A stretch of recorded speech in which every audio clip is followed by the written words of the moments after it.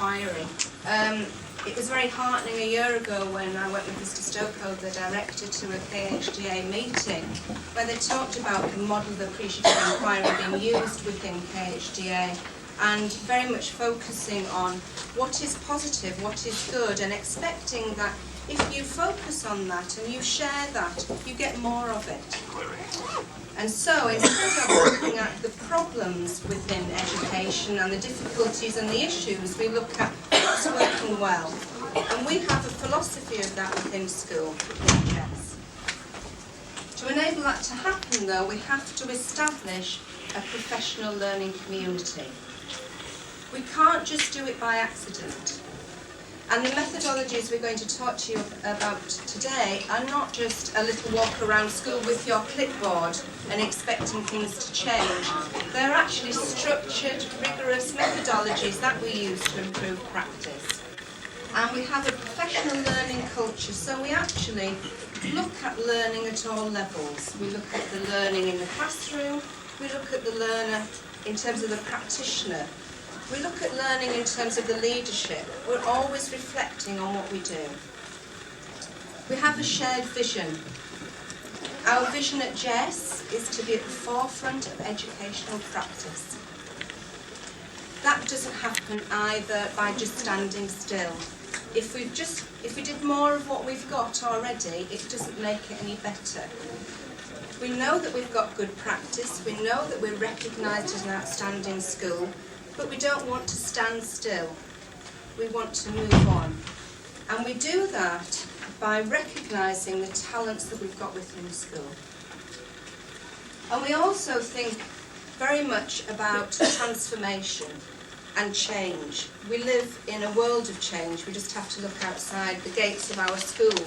I look at Dubai skyline and I see radical change in front of my eyes. And that's, when you think about Dubai, the creativity, the innovation, the new technologies, the new construction methodologies that they use, there's a sort of futures thinking. And if you think about Dubai as well, they've got a belief in themselves that they're doing and preparing Dubai for the future.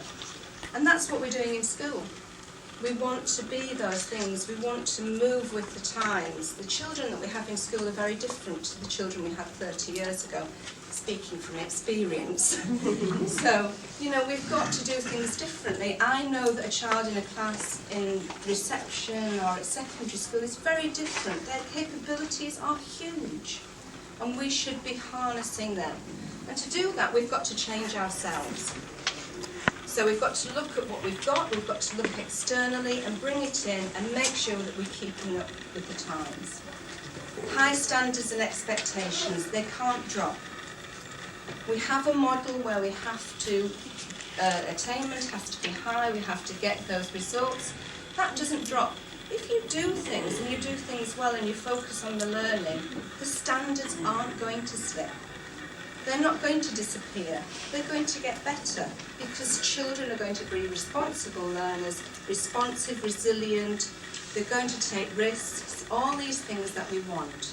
And they're going to be better in the exams, if that's how we're going to measure them. As I said, we continually strive to improve at Jess. It's our focus, it's our mantra. What's working well, but even better if. One of the things we're trying to do is very much match, when I talked about Dubai and the changes in Dubai, we're trying to change the model that we provide for our children, their menu. We're trying to look at what they get within school and move. So Ken Robinson, if you've heard any of his speeches, he's particularly good, and he talks about the industrial model of education, the input-output, and that's very much about the attainment, moving to the agricultural model, which is really resonates with me.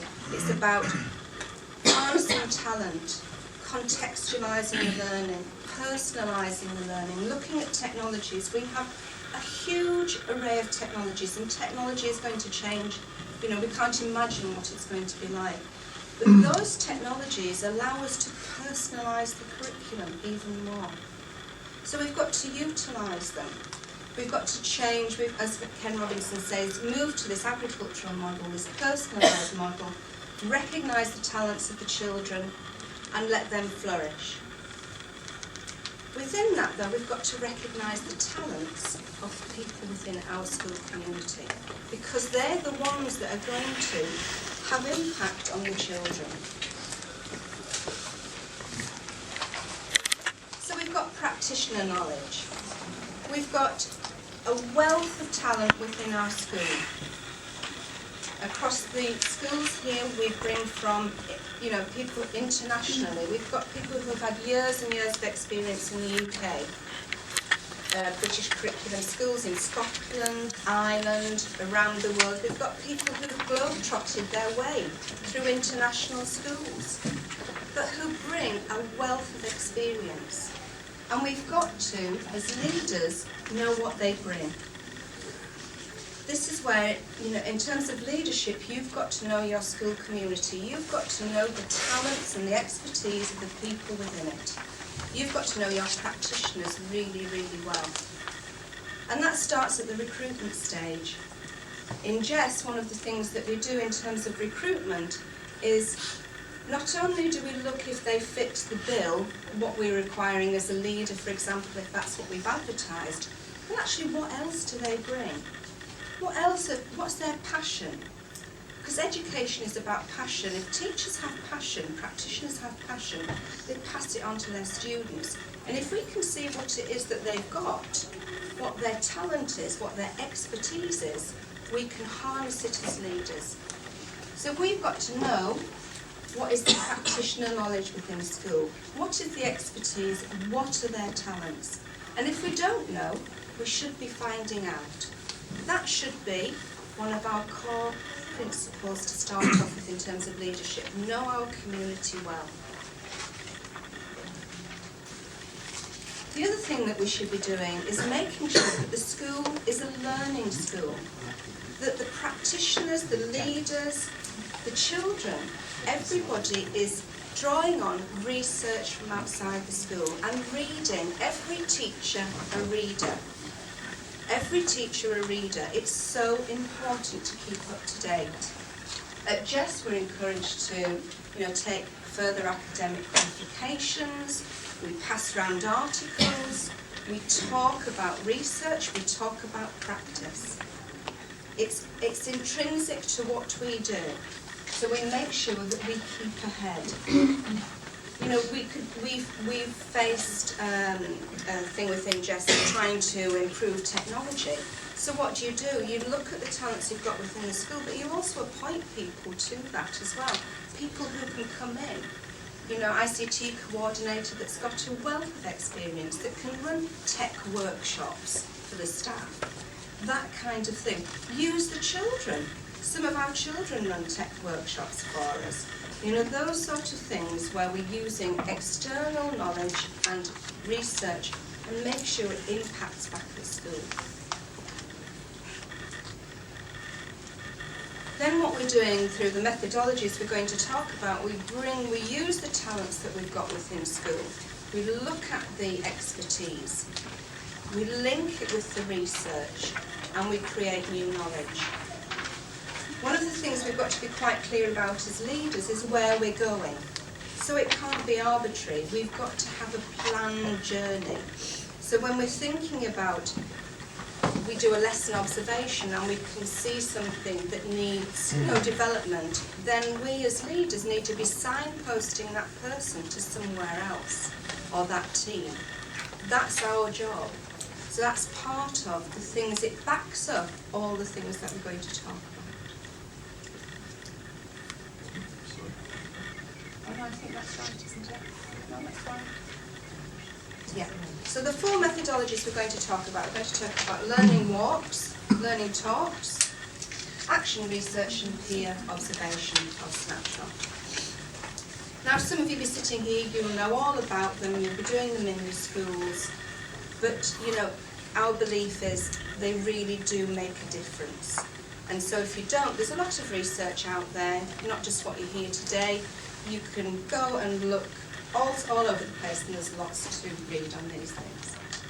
So learning walk, as I said, is not walking with your clipboard and your pen. So, learning walks we'll look at first. If we move to the next one. This is me taking a risk, by the way, because I use this Prezi for this presentation and it's the first time I've used it. So I'm just fingers crossed everything works. Right, when we're doing a learning walk, one of the things within JESS is we've established right from the start, we've actually got written protocols. So we decide as a school what a learning walk is. And a learning walk is going and finding out in another department, in another set of classrooms or around the school about some kind of practice. But you don't just go and on a jolly basically and have a look. You've got to think about what you need to be looking at. So as leaders, through performance management or through classroom observations, etc., we may see something that needs addressing, or a team may decide that they want to develop something within their department. Then they start to formulate a powerful question, a question that they want to investigate and inquire about. The question is key. The focus is key. So they establish the question, the focus. They know what they're going to investigate, and it has to be a question that they're going to look at the impact on learning. They might be looking at some strategies for teaching. They might be looking at the classroom environment. All these things, but they're asking a key question, such as, I do have some, I won't refer to them, I'll just tell you. Looking at another classroom, they're using another department are using a different methodology for marking. What impact is it having on the children? They're using some form of self-assessment. Is it working? What's the impact on children's learning? How do they respond to it? So the department hears about something else that's going on in the school, and they want to know what does it look like and what is the impact. So they suggest they write their question first.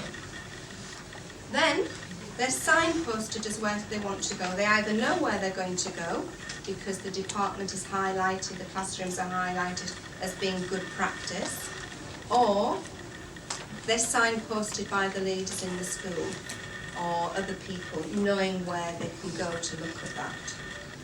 They arrange a mutual time to go and investigate, and then they set off to go and find out. Now, a learning walk is great. You can do it as a leader, you can do it as a practitioner. What you can find out in a short time is amazing.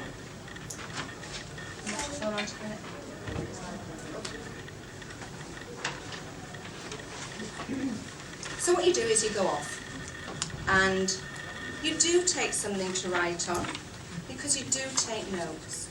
But what you don't do is go in the classroom and write those notes. So you'll go in a group of 3 or 4 people and you'll go in to investigate your question. You go into the classroom, you leave your notes outside. You go in and you watch and you observe and you talk to the children.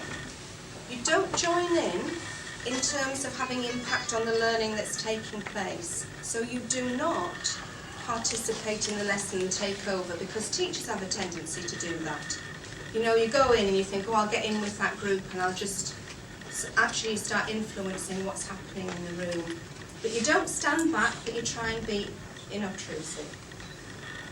And you gather information. You look at the strategies the teacher's using. You look at the learning environment. You look at the effect it's having on the pupil, the engagement of the children. You look at all of these things around your key question. So it's a group of 3 or 4 of you in the classroom investigating. You have a look for about 10-15 minutes and you come out. When you come out of the room, that's when you write your notes. That's when you write down what you've seen. But you don't talk together and write it down. You write it down individually. And then you go somewhere else and have another look, and you might do a series of classrooms, 3 or 4. They might be around the school. It might be a PE lesson that you're watching, it might be music, it might be anything within the school setting. And then once you've gathered your evidence, You come back as a team and you then discuss it. You then make your key points. You then reflect on what you've seen, but you've kept focused on the question, what you're investigating. One of the things is, when you go in a classroom, you always see something that you're going to pick up and use yourself. And it might not be related to what you've gone in to look at. That's great, that's more sharing good practice. But at the same time, you're focusing in on your question, and the narrative that the walkers write afterwards is around what they've been looking at. So they'll look at and they'll identify what they've seen that's working well. They'll identify key contributors towards that, and they'll also identify what they're going to do as a result of it. So they're going to go back to their departments, to their classrooms, and utilise some of the things they've seen. And this is what we're talking about in terms of transference of knowledge and expertise and passion. As a cycle, it might not seem that exciting, but actually what happens is practitioners go back into the classroom. They've seen some different practice. They adopt it, they adapt it. It becomes something new again. It doesn't just become a copy of what they've seen. And that's how we develop, because the person who's implementing it is different. They bring their own expertise. So once they start implementing it, it might even improve. They might adapt it, it might get better. So that's the way we influence our practice within school, by learning walks. You're looking at practice, you're taking it on yourself, you're changing it, you're developing it, and you're, as a leader, if you're signposting your staff well, your teachers, your passionate, your outstanding teachers are going to influence across the whole school.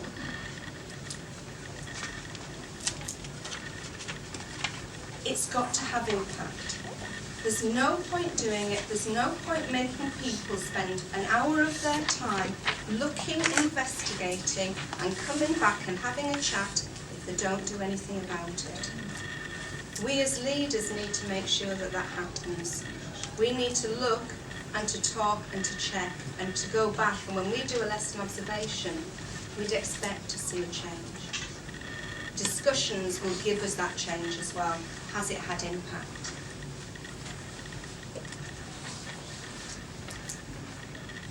I think I've talked for long enough.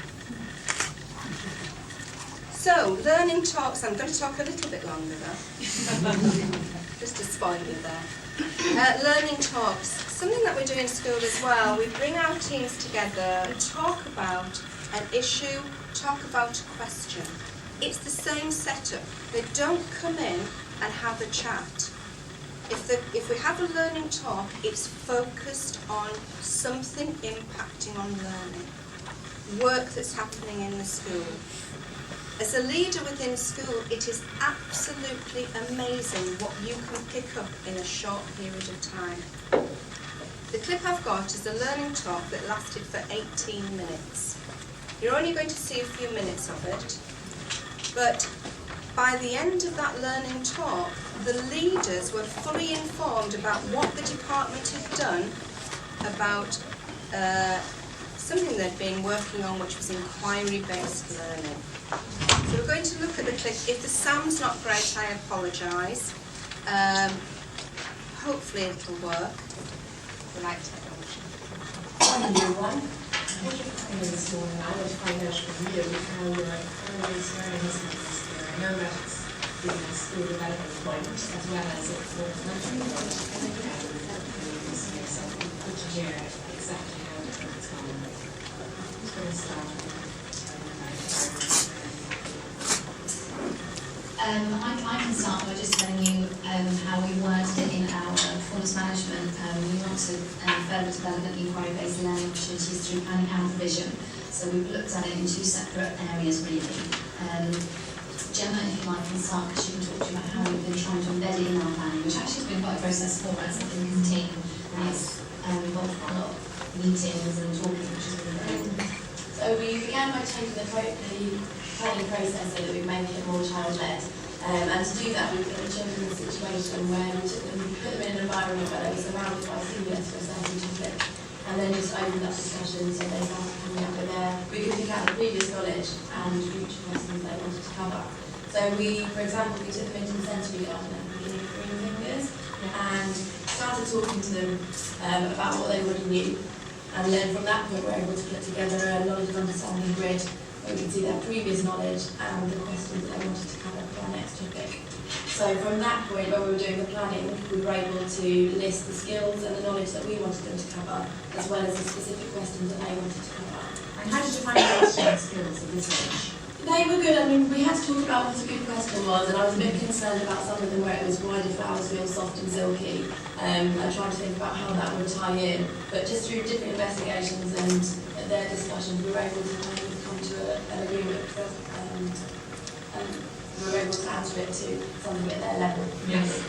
As a team, we had to discuss this quite in detail before we did it, because hopefully a good question, so that from what they gave us, they developed it into that, so they knew what a good question was and how to use we modeled it, didn't we? So you can be confident. And Rebecca, you touched there on within school variation. That's always an issue, isn't it, in terms of developing new initiative, especially with power-based learning, because the 4 classes came off a different direction. How did you overcome that? And how did you make sure that the topics weren't completely different in each class? We agreed that we thought that each class, if there was a particular question each class wanted to answer, they could answer that, because the children need to know that their questions can be answered. Another thing is we gave children ownership over their question, so we've also put a copy of their question into their book they can go back to and reflect on, and we've opened them again since, and do you know the answer to your question yet? So even though it might not be one that we necessarily covered, it's still something that children can think that they still have their questions that they want to inquire into. But at this stage, we've still kept very much consistent between our tasks, and that's something that I think we'll need to move more towards as our confidence with doing it grows, really, and our experience of. We found a number of the questions overlapped anyway, the questions were very similar about what the children wanted to find out, so we didn't have 88 different questions when we actually looked at them. And we could tie a lot into one lesson. So embedding this power-based learning into the planning, what was the At steps? that meeting, the leadership team were fully informed, and can also go back into the department and recognise the little things, looking in the books and seeing that the questions are in there. So you build up even more knowledge about your teams.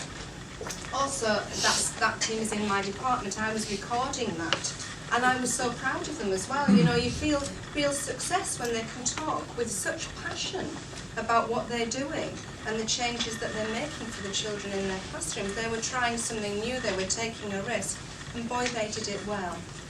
So I'm going to pass over now to Lizzie, who's going to talk to you about action research.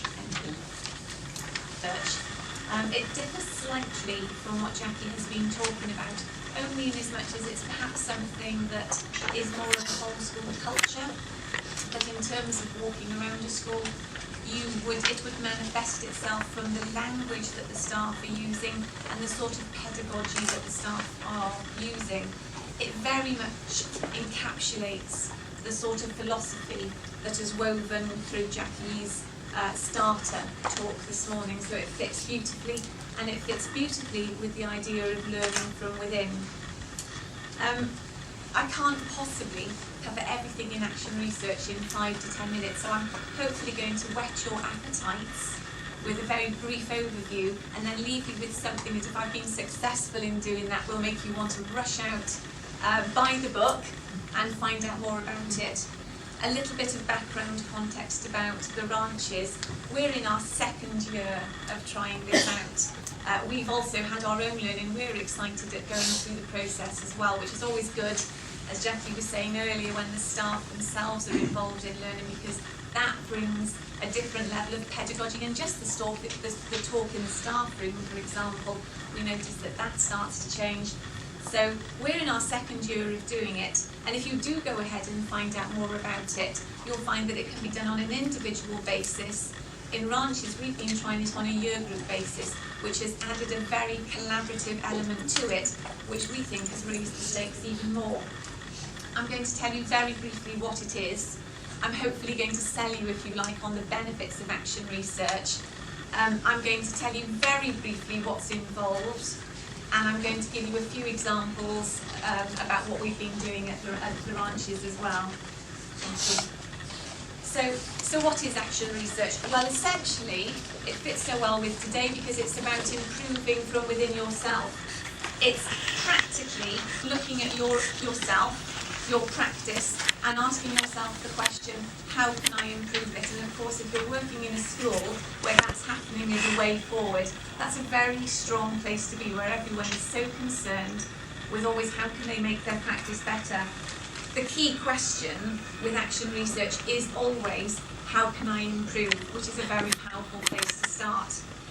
The aim is to improve your learning and in turn improve your practice.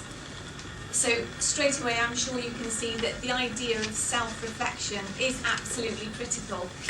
For this to work properly, the staff have to be in the business of self-reflecting, which in itself is a form of risk-taking. It differs slightly from traditional research. Traditional research tends to start with a hypothesis, and you go out and do research on other people. As the name suggests, with action research, it's research conducted through action, but you're looking at yourself. Your starting point is yourself. Your starting point is your practice, and that question that you're asking yourself is, how can we make it better? It's been associated with work-based learning since 1930. There are many key writers who have written books about it, including Stephen Covey. If you Google it, if you go onto Amazon, there is loads and loads out there about it. It is not something brand new. It's been around for a long, long time. Thank you. Benefits. This is hopefully what I'm going to sell you on why is it such a thing, why is it such a good thing to have in your school. And I must admit, in preparing for this presentation, and of course in reading more about it, I came away thinking, good grief, this is something that the sort of schools with the kind of philosophy and foundations that Jackie was describing that we have at Jess, it's really something that we can't afford not to be. We have to be doing this. We can't not be doing it. It's got integrity and it is so good that this is something we really have to be focusing on. I did a little wordle just to pull out the main benefits. Those words there represent what I'm going to briefly rush through now.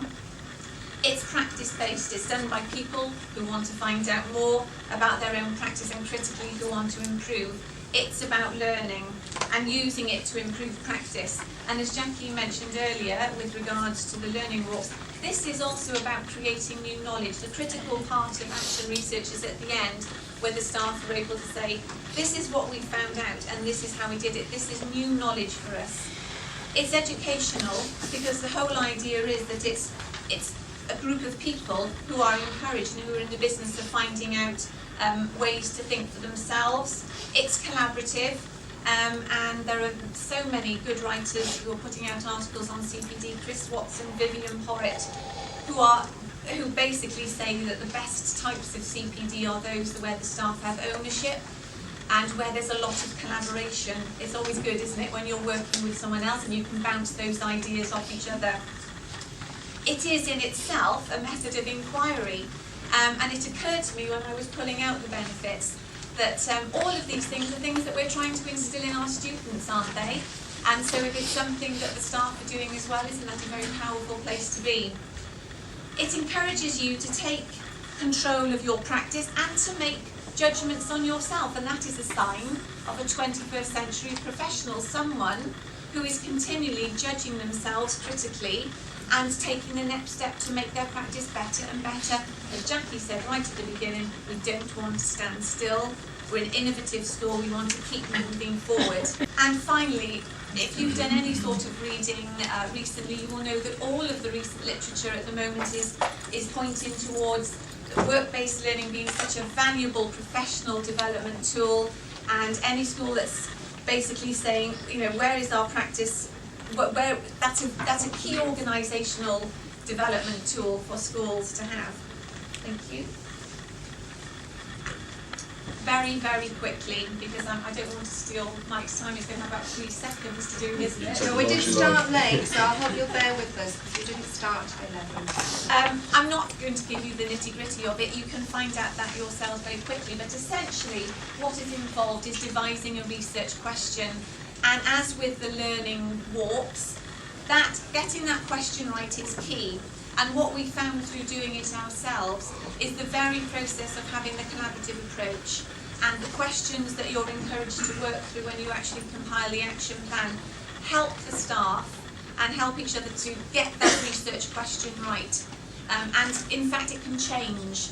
And one of the things that we found out is when you get to the very end, quite often you end up with another 3 questions that you want to go off and research and find out as well. And that's good. And as Jessica says, sometimes it doesn't always go well. Sometimes you end up thinking, good grief, I found this out, but I didn't really want to find that out. But that's to be embraced and taken hold of as well. So you devise your research question.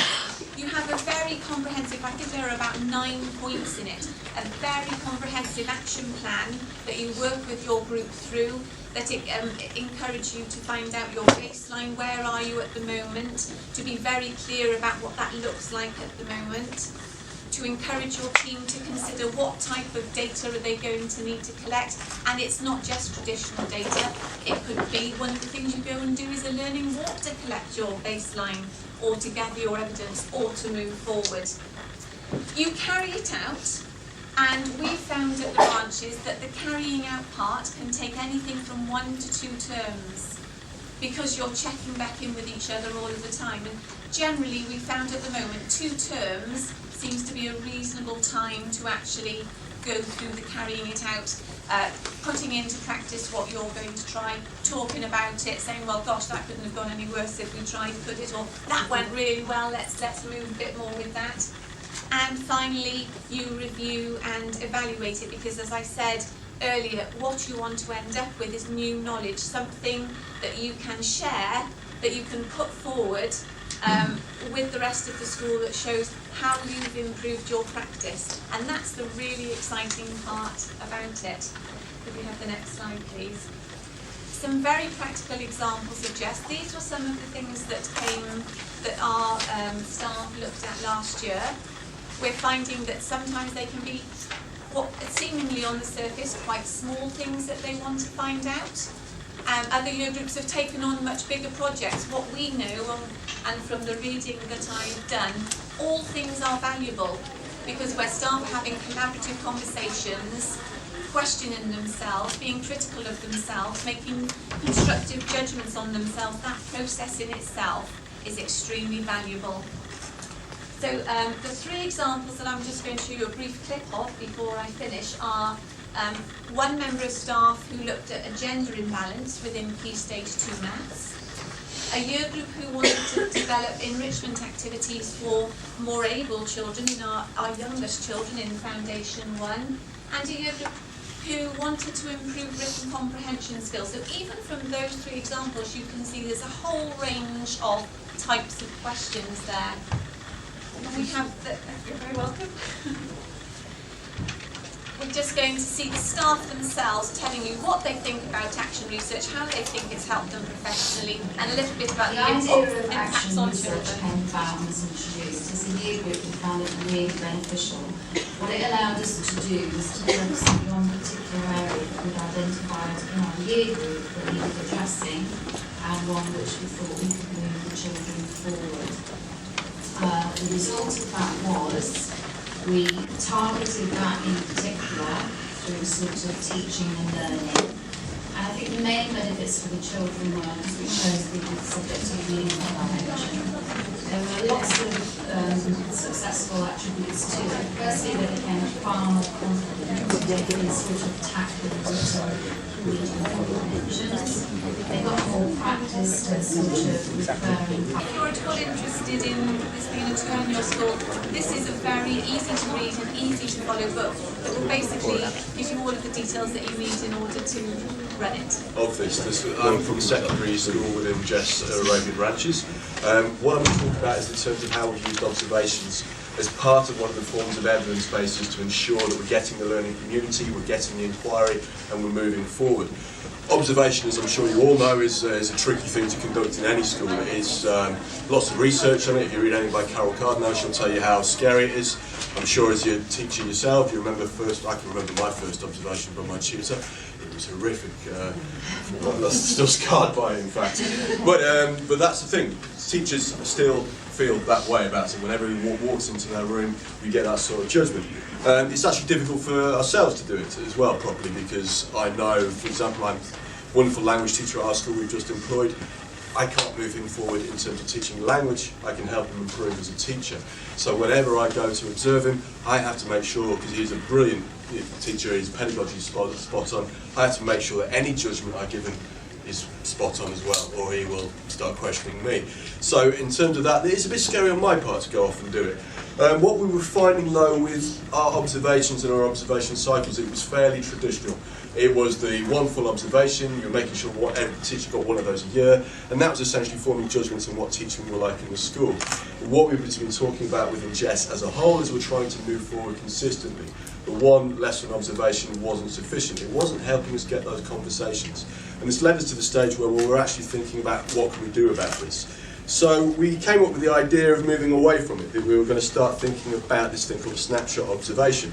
Right, so shall we move on to? You've got about 10 seconds. 10 seconds. Right, this is on your seat. We want to see good to outstanding practice. We've also said, right, these are the things that are important to us as a school. We want to see inquiry-based learning. So when I walk into a room, I should be seeing some of these things. And the form itself was moving away from the non-judgmental aspect. A bit like students, whenever you mark a piece of work and you put A star on it or the D, that's what they see. All that lovely writing that you've done on the side so that you've given them comments on how to improve goes out of the window. We were finding this again with our staff. Part of the problem with the full observation was they were just checking to see how good or outstanding. We were slowly starting to get into a rut because we were getting into this idea that we could produce good and outstanding lessons, so when our DSIB inspectors tell us that, we know that, but we weren't moving beyond that. And that's a step for a school like Jess. How do you get to beyond outstanding, if that makes sense? Are you allowed to do that? I'm sure we can. Right, we'll come up with a category for ourselves. But this is where these snapshots were really, really useful. We removed that judgment. We put down, these are the bare expectations. We're now saying, actually, much like the ladies were talking about, all we want now is the conversation, to come back. But it's only a small part of the evidence we use. This isn't the be-all and end-all of what we're going to judge teaching on.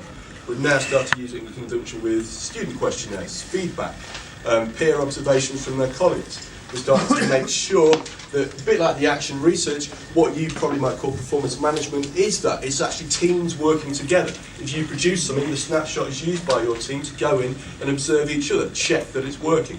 I've gone completely off task and I haven't got a clue what the rest of my slides say.